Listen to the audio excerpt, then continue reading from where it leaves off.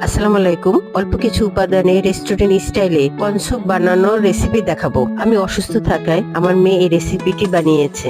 প্রথমে হাড় ছাড়া 2 পিস চিকেন নিলাম। চিকেনগুলো ছোট ছোট পিস করে কেটে নিলাম। এরপর একটি হাঁড়িতে 3 মগ পানি নিলাম। ম্যাগির 3 প্যাকেটের কর্ন স্যুপ নেব এবং সাথে 3 চামচ কর্নফ্লাওয়ার নেব। সাথে সামান্য পানি নেব এবং সব একসাথে মিক্স করব। ভালোভাবে মিক্স করার পর হাঁড়িতে রাখা পানি যখন ফুটবে সামান্য পরিমাণ লবণ দিব এবং কেটে রাখা চিকেনগুলো দিয়ে ভালো করে নাড়াচাড়া করব।